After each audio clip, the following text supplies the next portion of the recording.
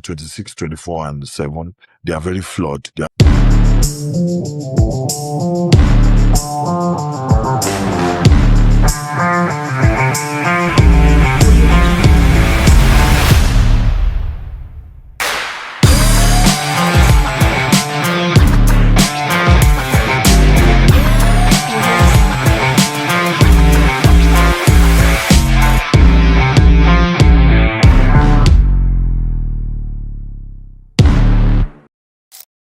Hello, good evening, everyone. This is Taiwo Najobi, your host on Land Analysis Maple Sports. I'm always excited to bring you unfiltered opinions, sharp analysis, and some big love for Canadian hoops and eyes. Today, we're going to be breaking down the hockey. We also do that for NBA, CEBL, and sometime for the Premier League as well. But I'll be focusing a little bit on hockey.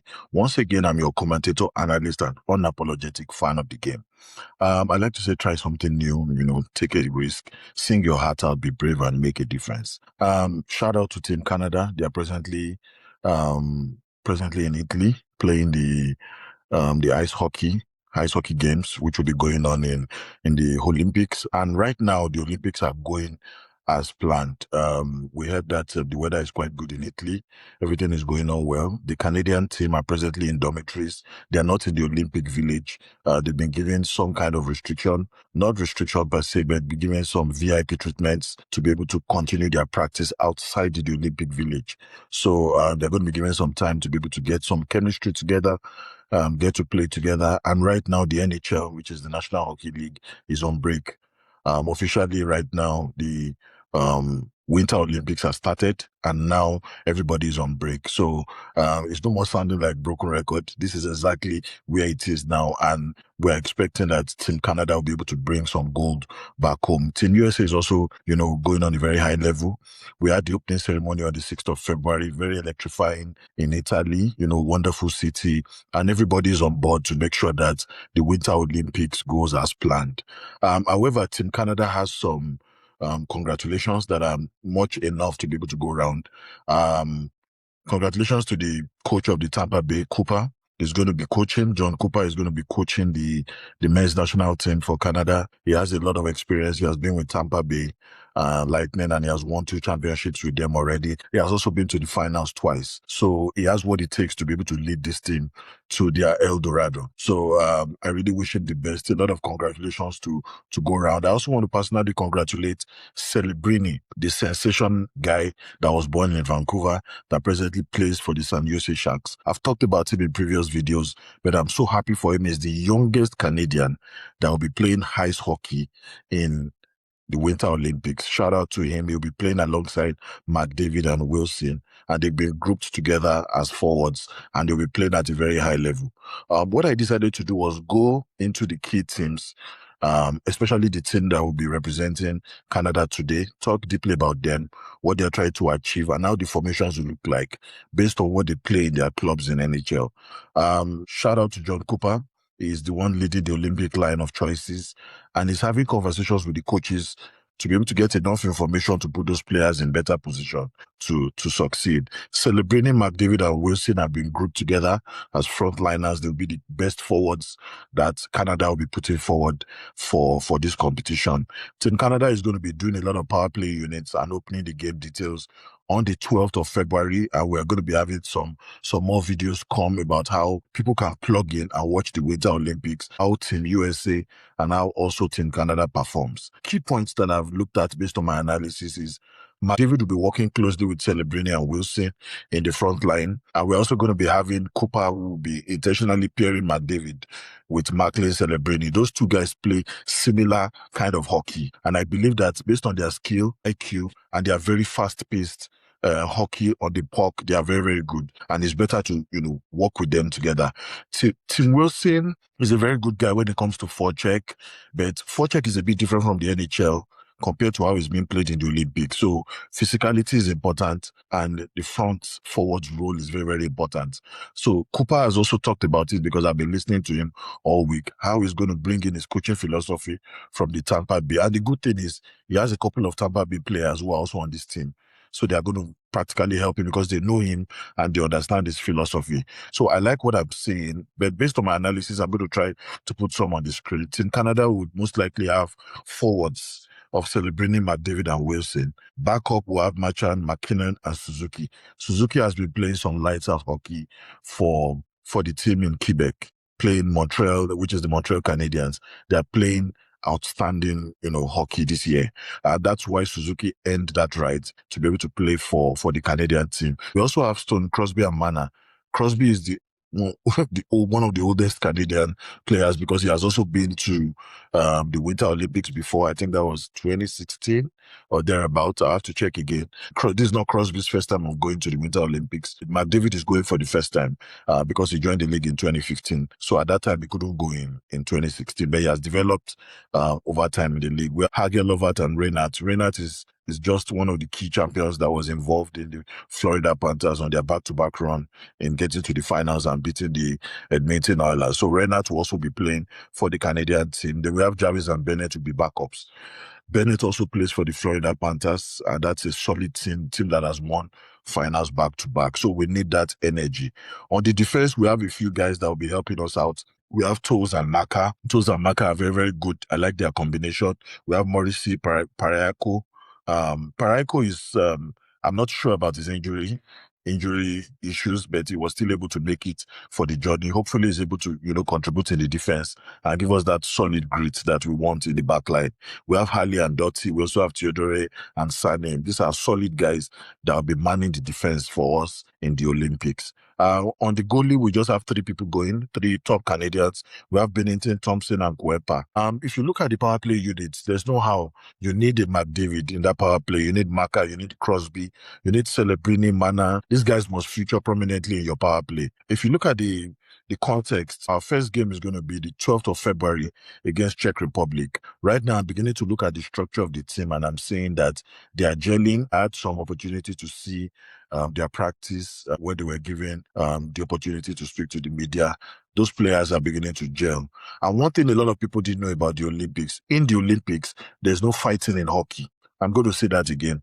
In the Olympics, fighting is not accepted. It can be accepted in the US, it can be accepted in Canada, but this is an international hockey competition, so no fighting. If any fighting happens, there's going to be serious fines that are going to be played. So players in the US and Canada have to find a way to adjust because those are the 2 major countries where hockey requires fighting, and fighting can also be allowed.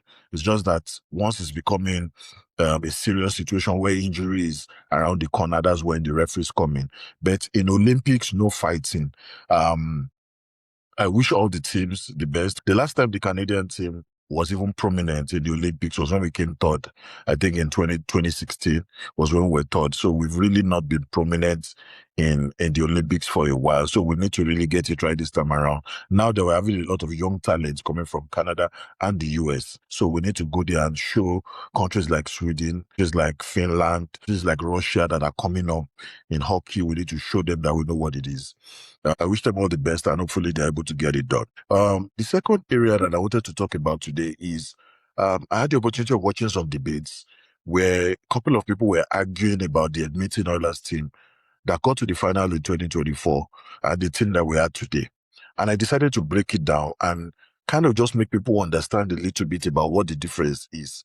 I know we've lost a couple of key guys on the Edmonton Oilers team that got to the 2024 finals. Remember, that 2024 finals was all about them getting to a game 7. A lot of their stars were coming up, and we had a couple of players that have also left. And I'm going to be talking deeply about it. I did some analysis. So if you compare the dominance of both teams, the 2024 team was slightly better because that team had to get to a game 7 in the finals against a very energetic Florida Panthers team.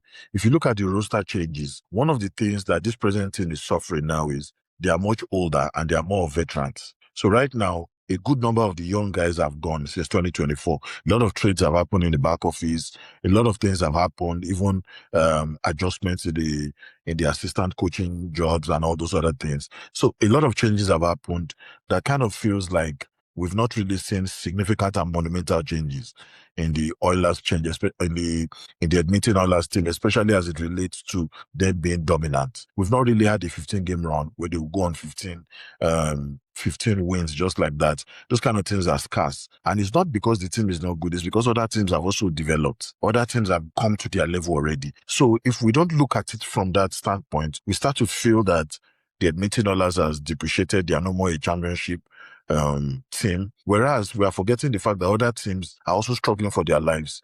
They're also bringing in investments. They're also buying players. They're also bringing in players from other European countries. Russia and Czech Republic players are developing. So it's no more a sport for North America anymore, even though NHL is in the US.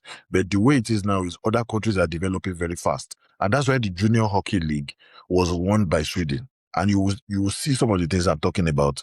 Looking at the departures, I'll try and put some on the screen. We had Holloway that has gone to St. Louis, who played in 2024. Very, very, impactful in them getting to the final in 2024. We have Broberg, who has gone to St. Louis Blues as well. Very, very important. We have McLeod, who has gone to Buffalo. We have Fogel that has gone to the LA Kings. We have Deschanais that has gone to San Jose Sharks. These are young players that have gone. And these were guys on the roster at that time. Now look at the people that we replaced them with. Now Skinner has always been in Edmonton Oilers, but he has, he replaced them. But right now Skinner is out because he has just been traded to the Penguins. We had Arvidsson, who came in, but now has been traded to Boston. We have Walman, who is still playing. These are guys that are just trying. We have Podkolzin, who is still trying his best. We have Emberson. We have Stecher. But Stecher has just gone to Toronto. Toronto Maple Leafs have taken him as well. We have the Klingberg from San Jose Sharks now. If you look at some of those things, impact of those guys that have gone, team needs to be able to rebuild. They need a year or two. The team is older and slower. If you look at some of those averages that I looked at, the Oilers are the league's second oldest team with an average of about 30.6. In age, average age is about 30.6. So we have players that are going above the age of 30. And you're going to have to make serious adjustments to combine those older guys with some younger guys so that you're able to push a bit more. Because a lot of arguments are saying that the team has regressed, but a lot of people have also forgotten. Other teams have developed. Teams like Colorado Avalanche, they want to get back to a final. The Florida Panthers are really not playing well this season. A lot of people have forgotten that the Florida Panthers lost 4 in a row. And a lot of people were worried. It was all over the news that the Florida Panthers are not looking as potent or as dangerous as they used to be. So looking at all of this, I can say that they've had fairly even record from the 2024 team. The only thing is we are yet to see what it's going to look like in the postseason. And they've suffered a lot of injuries this year. And a lot of people didn't look at that. Western is playing very, very well this season. There were some matches it went quiet, but I feel he's playing at an MVP level. McDavid is extremely focused. He has been in the league for more than a decade, so he understands what is expected of him. And I feel that he's also playing at a very high level. So these are some of the improvements that I'm excited about and keeps me watching the Edmonton Oilers. Their defensive core, for me, has been upgraded. They play better in defense. I just feel that they need a backup center. Yeah. A lot of people have forgotten that Conor McDavid is a center. Yeah, a backup center is needed with a little bit of pace. I know you may not be able to get so much backup centers, and the transfer market is still open up until March, because now that they have gone for Winter Olympics, they've stretched out the transfer market. So once they come back from Winter Olympics, teams can still go ahead and make some changes based on performance. Especially now that a lot of their scouts are watching players in the Olympics, so they can go ahead and make some trades, offer them money to come to the team, so that the second stretch of the season they can, they can play very well and qualify for the postseason. The postseason this year is going to be very, very interesting. A lot of things, are going to change. So looking at the defensive improvement, we have Emberson, we have Walman, we have Stecher. These are the guys that stabilize the blue line. A good number of them have also left, but Nurse too has nursed a lot of injuries this year. And that's why we're not really seeing the kind of Nurse that we want to see. But Nurse is having the best season yet, if you ask me. He's a bit more pronounced, he's older, more mature, but it's just injuries that have... So I'm seeing more balanced parents. If we look at the 2024, you can almost say that people are tempted to say that they are better. Their penalty kill was 93.9% in 2024. Very, very outstanding performance. They had 28 straight kills. And that was franchise record. They were breaking a lot of records in 2024. And penalty play was 37.3%. You understand? Power play efficiency, 37.3%. So if you look at this, these are major reasons why they defeated Dallas in the Western Conference. So it's very, very clear that this team was almost like invisible in 2024. So if you look at the Western Conference Final versus Dallas, McDavid dominated Game 6 with a very, wonderful performance, even had an highlight goal.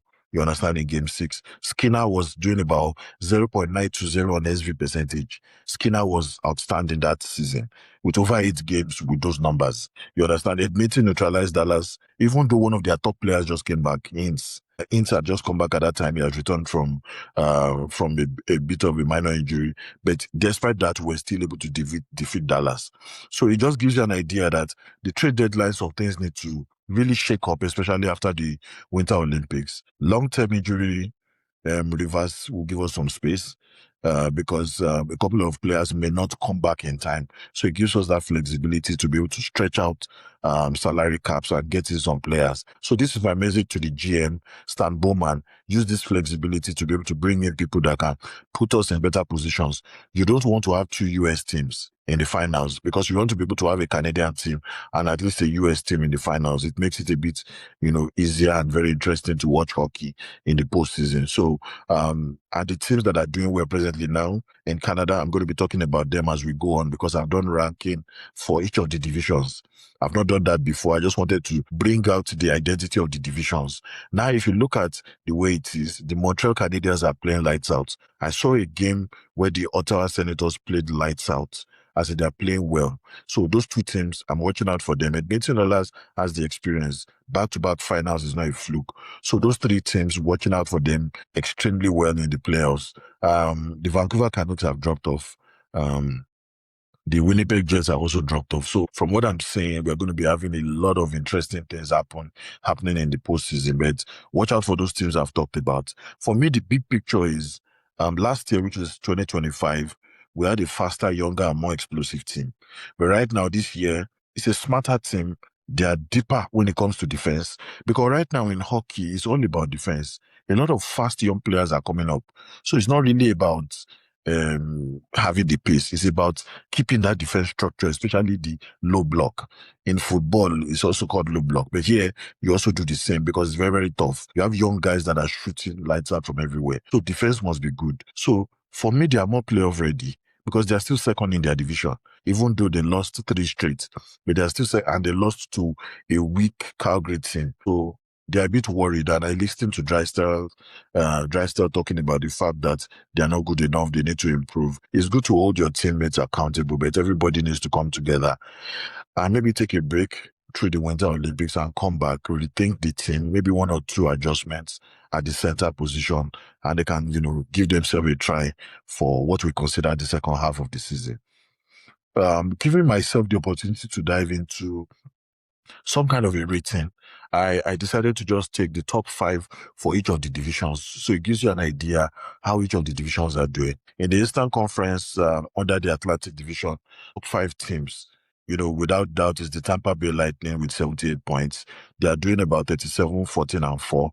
This team is very fast. I just talked about their coach, John Cooper, and he has really brought this team to a significant level. They are playing very well. Remember, Tampa Bay is also a team in Florida. So they have this rivalry. In fact, the fights that broke out when they played against the Florida Panthers shows that there's a significant rivalry between them and the Florida Panthers. So they want to be able to get out of Florida and at least be the team that represents Florida in the finals. They are very fast, they are ruthless, and they are defending the right way rather.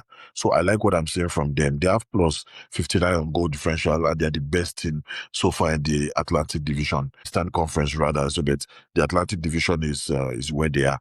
They are 18-9-0 at home, which means they are 19-5-4 on the road. Look at the number of matches they've played. We also try to check what they've done within their last 10 matches. In their last 10 matches, they've won 8, lost 1 in regular time, and lost 1 in overtime/penalties. So it means that they've won their last 5, if you look at it well. So this is a team that is winning everywhere, at home, everywhere. They have a very, very, very structured system of playing, and that's why they are dominating. Their defensive structure is suffocating for me. And hopefully their coach is also able to bring that mindset to the Canadian team and help us to be able to win the Olympics. For me, they are more of a Stanley Cup caliber team. They can challenge anybody. And I like the way they showed the Florida Panthers that they are here to stay. They are showing them that they are also the new sheriff in town. Yeah, so for Montreal Canadiens, they're also playing well. This was the team at the beginning of the season I was saying will represent Canada, the way they were playing, because we have players like Suzuki playing at a very high level, and now Suzuki is also playing at the Olympics. I'm happy that he was chosen. They are doing 72 points in the Atlantic Division with 32, 17, and 8. Very balanced team. They've lost some matches that I didn't expect them to lose, but they are still good.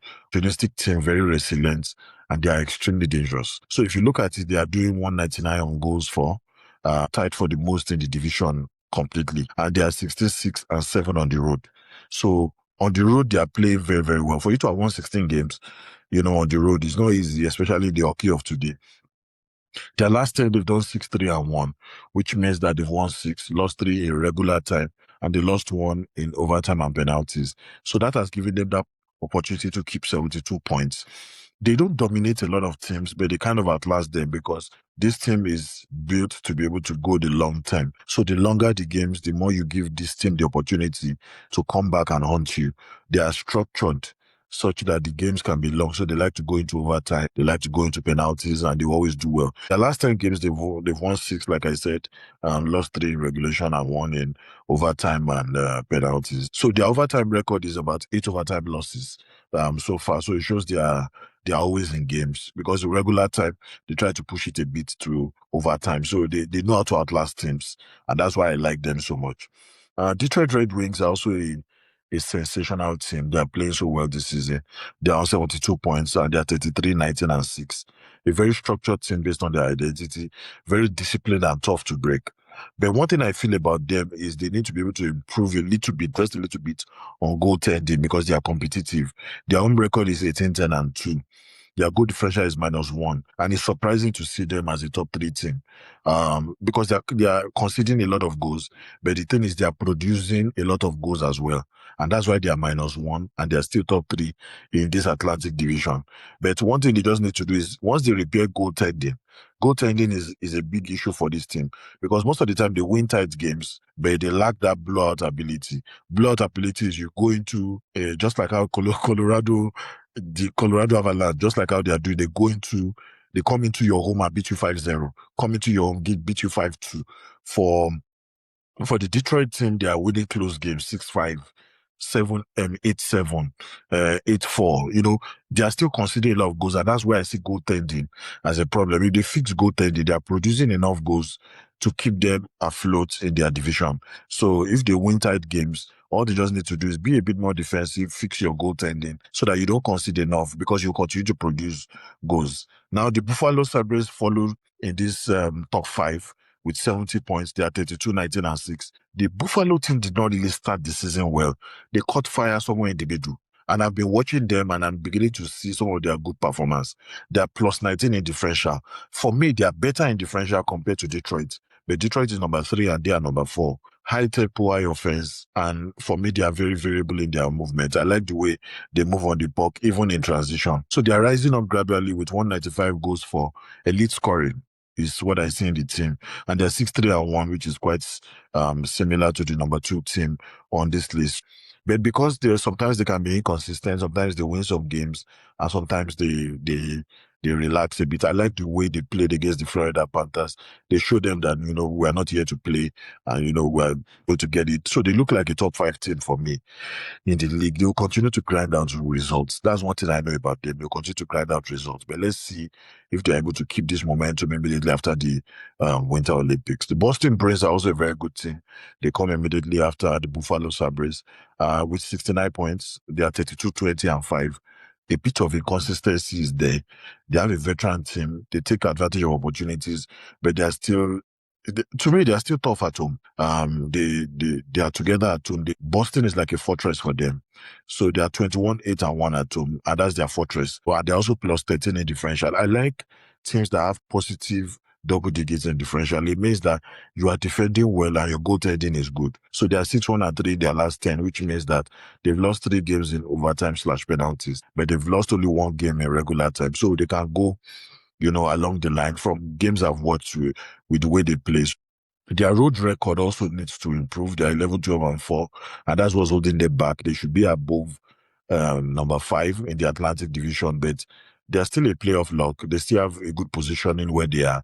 And they have a couple of good guys. Also, I saw some of the former Canadian Binnington Oilers guys that went there as well to help them, improve. Those are some of the things that have helped them improve, across board. Now we have the Carolina Hurricanes on the Metropolitan Division. Now this is the new division I'm moving into. The top 5 here are also a different dynamic team, but they're also in the Eastern Conference. And, because I'm going to be working only on the divisions, I'm looking at the teams that have dominated their divisions only. Carolina Hurricanes are doing 78 points with 36, 15, and 6. They're very, very good when it comes to possession. They keep the ball. They take good care of the ball. That's the best way to describe what they do. They take good care of the ball.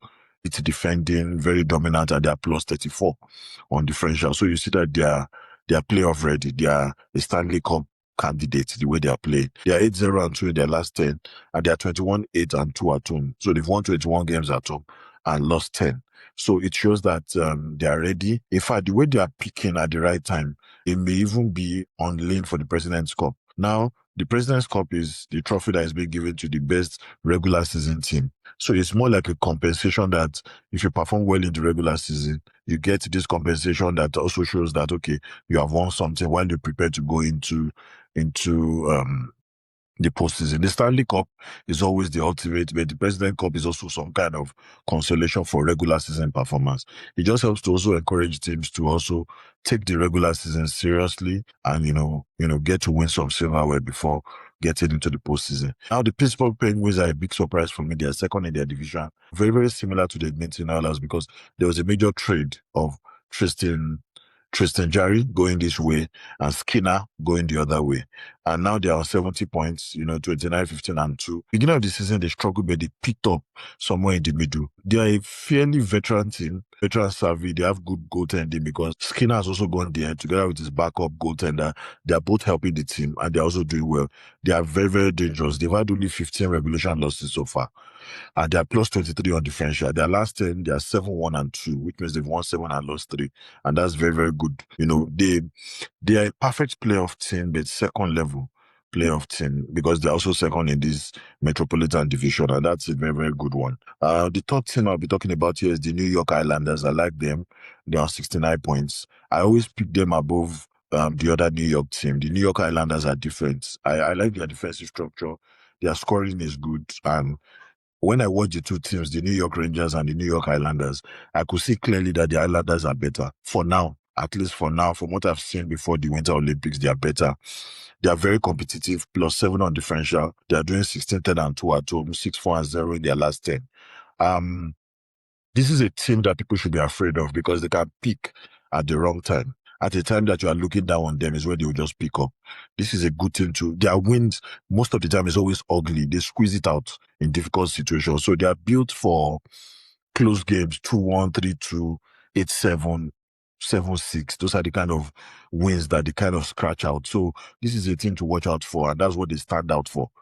So the next team on my Metropolitan list is the Columbus Blue Jackets. I like what I'm seeing from the Columbus Blue Jackets.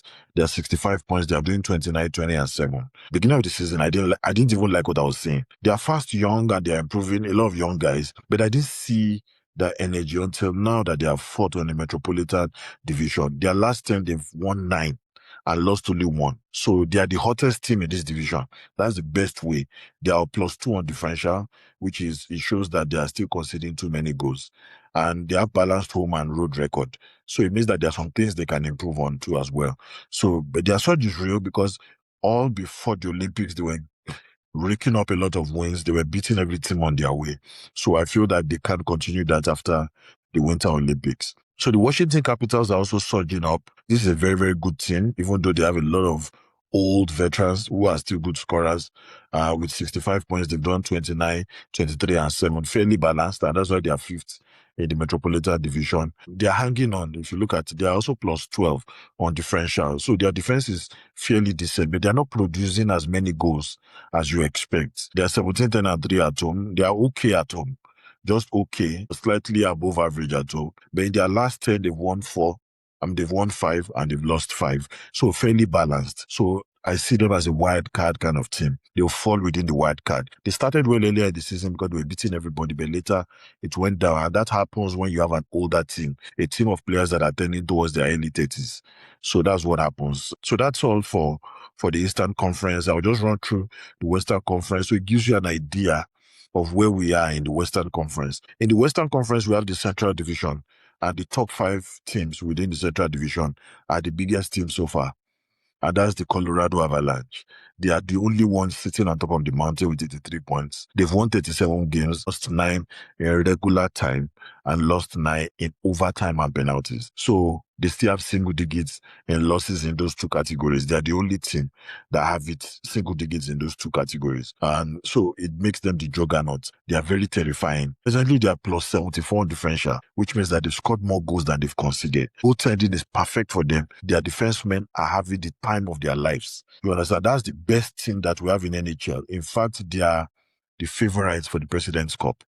Plus 74 on differential is like magic. I've talked about it before, that it's like cartoon, the way they are playing. They are 21, 3, and 4 at home. Big, huge numbers. They are 2-1-2 on goals for. That's the highest in the league. They've scored the highest number of goals as a team in the league. It means that they want to go and win it again, just like they did in 2022. They are the cup favorites for me. They don't have any weakness. I give up. There's no weakness on this team. In fact, I can't see any weakness on the team. They are perfect. The next team to them, just to show you that there's a big margin, the next team to them is the Minnesota Wild on 78 points. This Minnesota Wild, they show that they are not joking at all. They are 34, 14, and 10. To me, they're not making so much noise because they have the same number of points with some of the second guys on the Eastern divisions as well. They have a heavy structure to me, and it's a very deep team. Young guys are plus 27 in differential. So look at them, they're plus 27 to plus 78, for Colorado Avalanche. They are 8-1-1 in their last 10. So they've won 8 games and lost 2 in their last 10, which is good. They're 17-6-7 at home. To me, they're just a little above average at home. So for me, at home, away, they are good. If you see the way they beat the Edmonton Oilers here in Edmonton, I was completely surprised. So for me, they are built for playoff hockey. That's what I'm saying from them. Stanley Cup ready.